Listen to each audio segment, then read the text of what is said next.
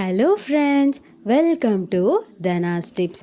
நம்மளில் பலருக்கு ரொம்ப பிடித்தமான சின்ன நெல்லிக்காயை வச்சு ரொம்ப ஹெல்த்தியான மற்றும் டேஸ்டியான ஒரு பச்சடி எப்படி பண்ணுறதுன்னு பார்க்கலாம். இந்த பச்சடி பண்ணுறதுக்கு தேவையான பொருட்கள்: நெல்லிக்காய் 1 கப், வெல்லம் அரை அச்சு, காய்ந்த மிளகாய் 2, தேங்காய் துருவல் 2 ஸ்பூன், மிளகாய்த்தூள் அரை ஸ்பூன், கடுகு அரை ஸ்பூன், உளுத்தம்பருப்பு அரை ஸ்பூன், உப்பு, தேவையான அளவு எண்ணெய்.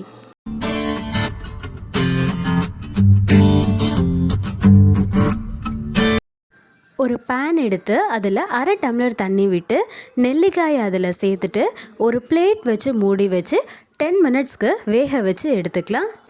சின்ன நெல்லிக்காயில் விட்டமின் சி சத்து அதிகமாக இருக்குது. ஒரே ஒரு சின்ன நெல்லிக்காயில் பார்த்திங்கன்னா 600 மில்லிகிராம் விட்டமின் சி இருக்குது. 10 நிமிஷத்தில் பார்த்திங்கன்னா நெல்லிக்காய் நல்லா வெந்துருச்சு. இப்போ நெல்லிக்காயை தனியாக எடுத்து வச்சுக்கலாம். நெல்லிக்காயை வேக வச்ச தண்ணியையும் தனியாக எடுத்து வச்சுக்கலாம். இப்போ நெல்லிக்காயில் உள்ள சதை பகுதியை தனியாக பிரித்து எடுத்தாச்சு.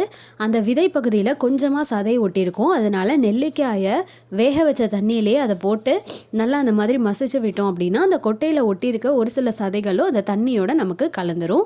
நெல்லிக்காயில் உள்ள சத்து பார்த்திங்க அப்படின்னா நம்ம வயிற்றுப்புண், நெஞ்செரிச்சல், ஜீரண கோளாறு இது எல்லாத்துக்குமே ஒரு நல்ல மருந்தாக இருக்கும். இப்போ நம்ம சதை பகுதியை மட்டும் எடுத்து வச்சுருந்தோம்ல, அந்த நெல்லிக்காயையும் லைட்டாக கையை வச்சு மசிச்சு விட்டுக்கலாம்.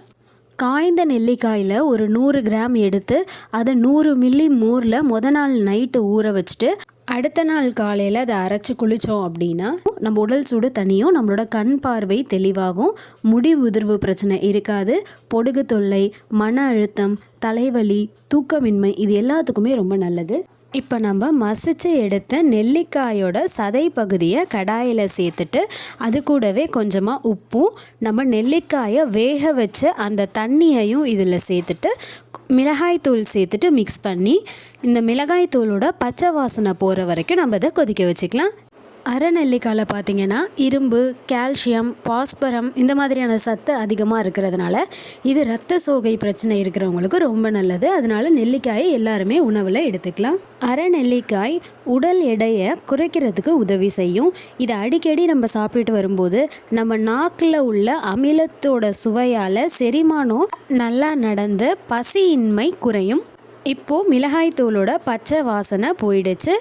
இதில் நம்ம இப்போ வெல்லத்தை சேர்த்துடலாம். வெல்லம் நல்லா சுத்தமான வெல்லம் தான், அதனால் பொடிச்ச வெல்லத்தை நான் நேராக அதில் சேர்த்துட்றேன்.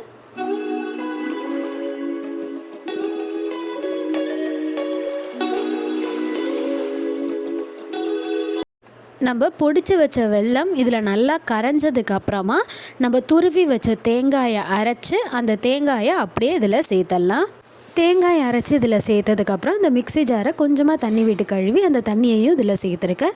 இதை நல்லா மிக்ஸ் பண்ணி விட்டு ஒரு பிளேட் வச்சு மூடி வச்சு ஒரு 2 நிமிஷத்துக்கு கொதிக்க விட்டுக்கலாம். தேங்காய் இதில் சேர்த்ததுக்கப்புறம் இதை நம்ம ரொம்ப நேரம் கொதிக்க விடக்கூடாது. ஒரு 2 நிமிஷம் கொதித்தாலே போதும். இப்போ நம்ம தாளித்து சேர்த்துற போகிறோம். அதுக்காக ஒரு கரண்டி எண்ணெய் விட்டுக்கலாம். எண்ணெய் நல்லா சூடானதுக்கப்புறம் காய்ந்த மிளகாய், கடுகு, உளுத்தம்பருப்பு இது எல்லாத்தையும் சேர்த்துட்டு வறுத்து எடுத்துக்கலாம்.